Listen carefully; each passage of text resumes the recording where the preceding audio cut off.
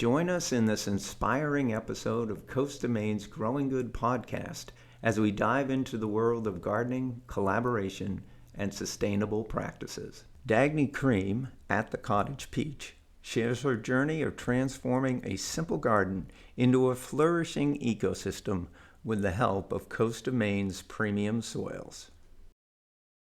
Been like over a year of like digital meetings and never actually connecting Well, in real because life. we started last year. Yes.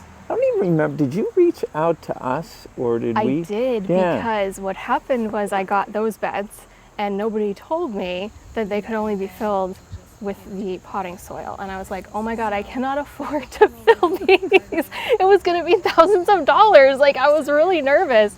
So he was like, all right, but if I'm gonna do this, I want it to be like the best soil possible, right? Yeah. So that's why I reached out to you guys. But it felt like, I don't know what you call it, a moon shot, something like that. Where I was like, there's no way Coast of Maine is gonna give me soil. Like, that stuff's gold. But you did. Yeah, And no, that it was great amazing. because we were just, we were trying to figure out how to get the word out. It's so difficult in today's world to figure out how you should market. Yes. And this is really the best way because we have your soul and your enthusiasm and what you're doing for yourself, which is really inviting. I think it's also inspirational Thank for you. people too. And so that was great for us. And we had just started working with Raish too. I had seen her stuff and I thought, these women represent who we are. Yes. It's that thing. Yeah.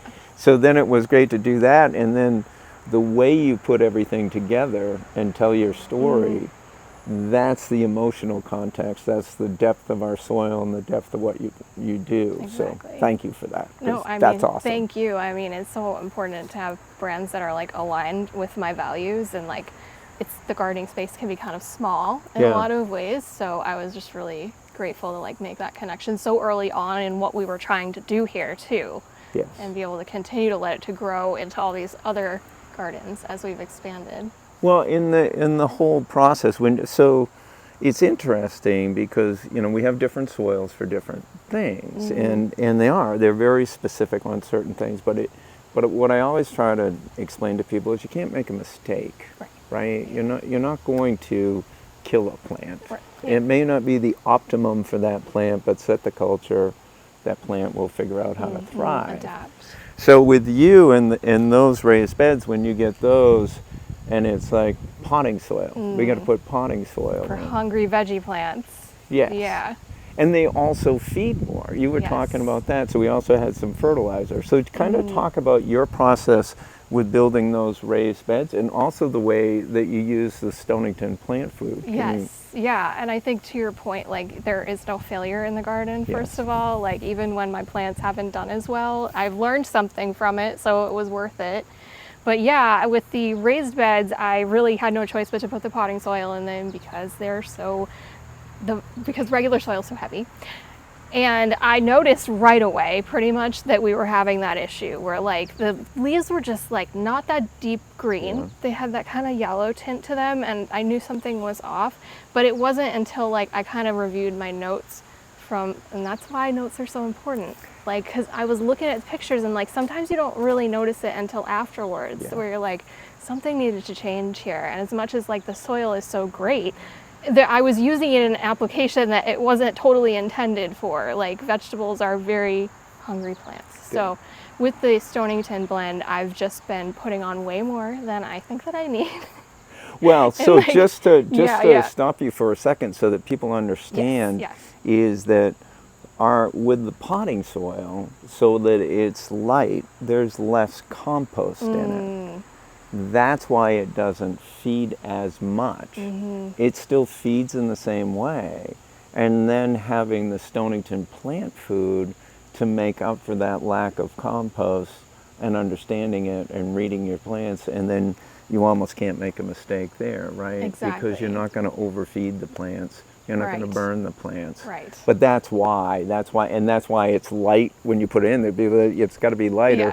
It's also going to be lighter in the feeding Makes too. sense for sure. Yeah, I wish I could be top dressing those beds, but this is definitely working just as well, so I'll keep doing it. Yeah. No, and so doing that, in that experience of especially the second year. So how did you see those results change? I feel like the foliage is so much lusher, denser, like it's bluer. Like, you know how like green has an undertone and it's either like yellow or blue? This may be because I'm a photographer and I like know weird things about colors, but like you look at the foliage and it just looks happier to me, and we're getting just bigger harvests overall, which has been obviously a great thing to have happen. Yeah.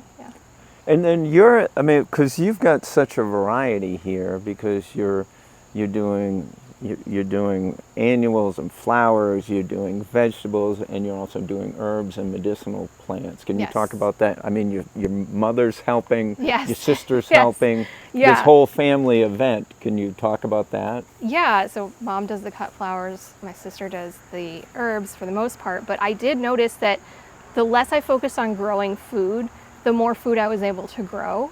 And this is actually something that we're talking about on our podcast a lot right now. Like my friend Meg was just saying, like the more flowers I plant, the more food I have. And so I've noticed this too. And I think it just comes down to like companion planting in general, right? So like last year, this is probably another big thing that I changed, is I really didn't have as many flowers and aromatic herbs just intertwined in with the vegetables. And this year I was like, I'm packing every inch in. We're doing intensive planting. It's out with square foot gardening. As much as I think that's a great framework to start with as a beginner, for me, as my instincts improved, I wanted to just lean into that. And so we started adding a lot more flowers and herbs, and we're getting a lot more food as a result. That's really cool. And you think that it's just a companion planting thing? I really do, because the garden is busier. There's so many more bugs. There's a lot of traffic, and I love that. Like, that's what makes it so good. Well, I mean, we talk about diversity, soil diversity all the time, but plant diversity, getting as many species of everything in there playing, right? Yes. Because we come up here and you're sitting, you're sitting down out here. I'm like, come look. and I was like, well, she saw us pull in. I think she's being kind of rude. There's something She's more just important happening. So tell us what was happening there. Okay, so literally 15 minutes before you arrived, there was a monarch butterfly being born. And I don't know if you've ever seen this happen before. I've never seen it live. No, this is the thing. If you Google like how to tell a chrysalis is about to eclose, they call it, it says go to the bathroom and come back and it will have hatched. Like you can watch it for an hour and as soon as you look away, it will hatch. So I've never managed to catch it, even though we always have them in the yard. So this was actually the first time I've seen it, and we got it on film. So I was very excited about that. But yeah, I mean, they do all these amazing things. You're watching life literally unfold. Like, so that, I'm sorry, it was important. It was a priority. No, I just thought you were being rude. Yeah. But no. No, I'm kidding. But Because you were know so a excited. lot about me, and I'm very rude. I'm a very rude person. But so you have that happening over there. Yes. You've got your bees. You've got a diversity in your backyard. You've got a tree that fell. Talk about the tree falling. The tree falling is chaos. It just happened out of nowhere. I didn't hear it happen. That was the other thing. Like, it was windy, it was a little bit rainy, but I wasn't thinking like the storm is bad enough that we're actually gonna have something fall. And I feel like I know the trees in this area pretty well. I know which ones aren't doing well. It wasn't this one, but it was one of those trees where it was a V shape, and so there was some hidden rot happening. So I didn't hear it. I looked out the window, and your brain does that thing where you're like, something doesn't look right. Like, but you can't, it takes a second for you to like process. They'll tell you that happens with me all the time. I never can figure out No, the brain fog is very real for me. So I was like, that looks like a tree. That can't be a tree. Oh my God, that's a tree. And I immediately thought that's very close to the bees, ran outside in a panic, and it was literally the two branches at the top were pinning in the hive on either side. And the bees were very disoriented, and it was kind of like a situation where I had to very urgently remove those branches. Bees don't like the sound of a sawzall, believe it or not, the loud buzzing sound. So sawzalling in the rain, 85 degrees, angry bees, wasn't my favorite moment of the year. Did you get any of this on video? I did. Okay. I did. Because, I mean, that's even when bad things happen. So the monarch happens, I'm like, I have to film this. Yeah. But then the bees happen, I'm like, well, I have to film this too. Like, we have to show the good and the bad, so we do. But thankfully, the bees were unharmed. The hive just needs a little repair. but it wasn't too big of a deal. Yeah, and you said that when they get disoriented, they start buzzing around trying to figure out They do and this reorient. Right? orientation flight, which is Yeah. normal when they first come to the new hive to figure out where they are, but it was concerning to me in this case because they already know where they are. So Yeah. if they think they don't, something's clearly very wrong, and I had to make sure they had their space back so they could calm back down. Well, and you also talked about a kind of natural divine intervention Yes. because the tree, I mean, ultimately it didn't hurt anything. Somehow. And it just missed your Just raised bed. brush the raised beds. I don't know what that is, but Mother Nature was involved, I'll tell you that much. There's no other way. Well, I think, this is the thing. You've got this space that you've created that good things are happening in, right? I think that's part of it. I agree. So I agree. it's that whole thing. And then you got your new greenhouse, which is Yes. fantastic. Yes. That's fundamentally changed what you do. So It so has. kind of talk about, and actually, where did you get the greenhouse? This is from a local company called Hometown Structures. It's beautiful. The craftsmanship is unreal. Yeah. And so they were able to build it custom to my specs because I really want to be able to keep growing all winter long. Yep. I want to be able to demonstrate how that's possible. So we've shown it a couple different ways with the hoop house to make it really accessible. That's like a cattle panel option that you can do for like $300. Actually, Elliot Coleman kind of pioneered that method. Yeah, Elliot Coleman. Love yes. him. The Amazing. best. The best. So I copied that last year from his book, but then this year we've obviously had quite a bit of an upgrade. So it does have insulation in the floor, in the ceiling, and we made half the roof solid on purpose because of the way the sun is traveling. Yes. So it'll keep it cooler in the summer and warmer in the winter. Yeah. Yeah, you said you could sleep there. I want to. I want to have a summer party in there. Like, how cool would that be? That would be awesome. And so then you also have used our seed starter. Yes. And so when you've used that, how have you seen the performance with that? And what's that been like I for mean, you? before I was using that, we'd have a lot of issues with like fungus gnats and damping off and things like that. I Yep. just feel like it drains a lot better, but like holds the right amount of moisture for germination. So we've had pretty good luck with it, yeah. It's an interesting product. I don't know why, but my eye's watering Oh, there. no. But Allergies. so that particular product is built. It's structured the same way that the potting soil is as far as being light.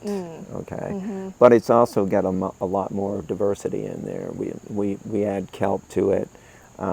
It's a very gentle, and it's got a little more of a fertilizer I was charge, gonna but ask it's you about that. yeah. Yeah. So it's more of like a slow release too, right? Yes. Yeah. Yes, and it's meant to really cradle those seeds and get them off to a good start because Yeah. you can overwhelm seeds so easily. Definitely. So it's a We've had really that. gentle. There's like the kelp that's in there has a lot of micronutrients, and course. that's just that diverse, gentle. Here's what you need. It's like feeding a baby, Right, You right, don't want right. to overwhelm them with stuff. Seedlings are so picky. They're picky, Yeah. and then once they get going and they get, it's amazing when they get adjusted to that. And that's that whole thing when we talk about all of this stuff.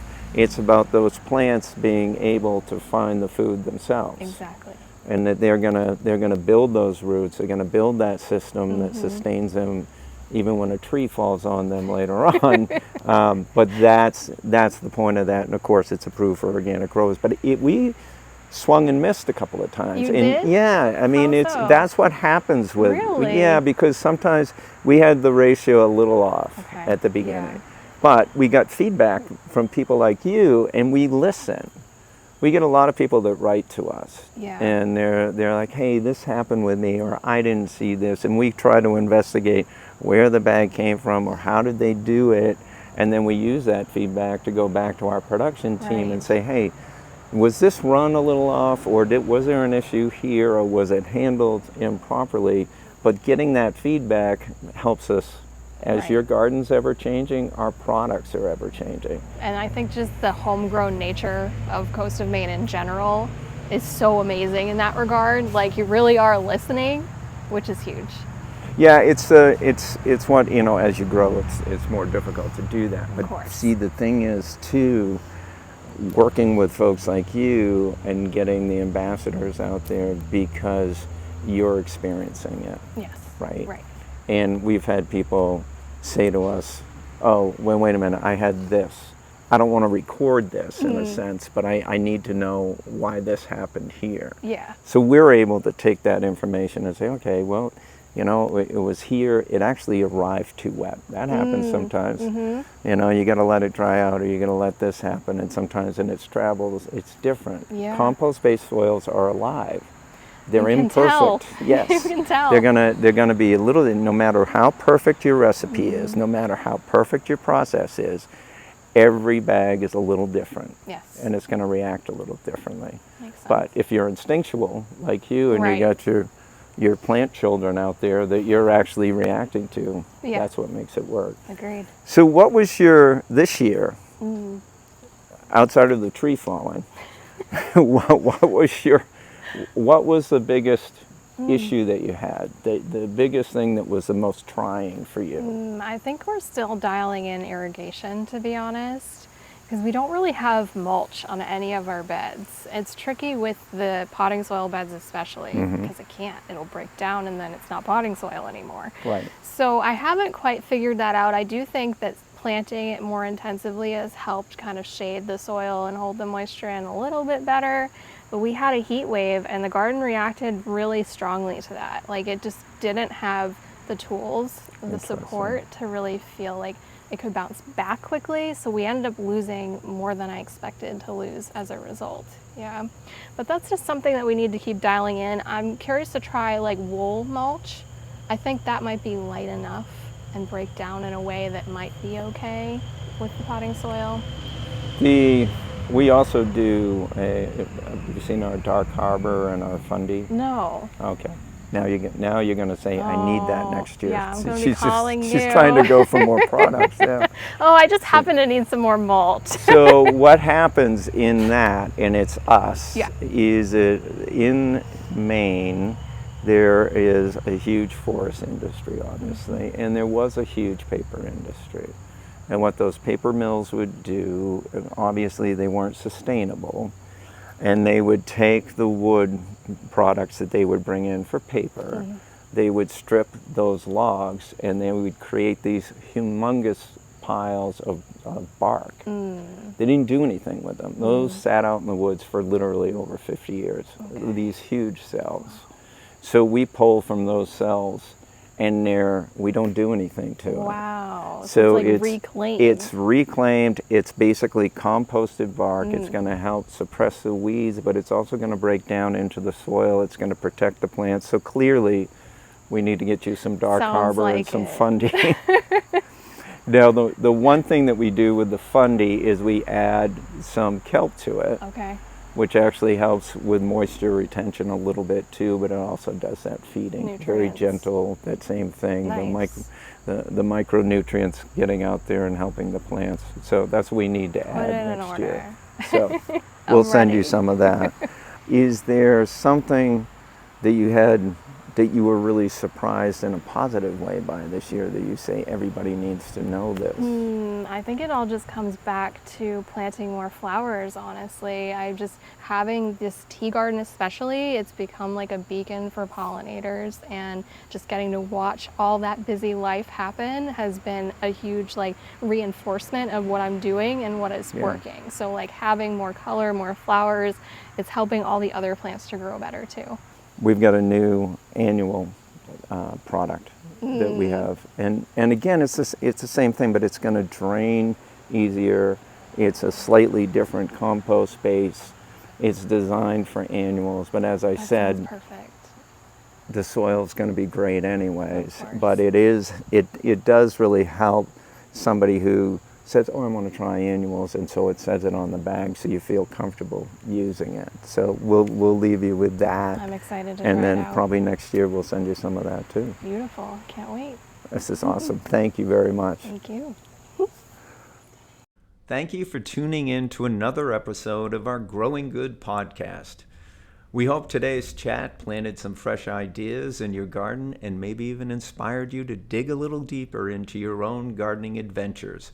This episode was edited by myself and Gabby Sott, published by Lori Hulbert, and music is a Cameron Bonzi original. Don't forget to stay connected with us. Visit our website for more resources and follow us on Instagram, YouTube, and Facebook for the latest updates, tips, and behind-the-scenes content. We appreciate your support and look forward to growing together in our next episode.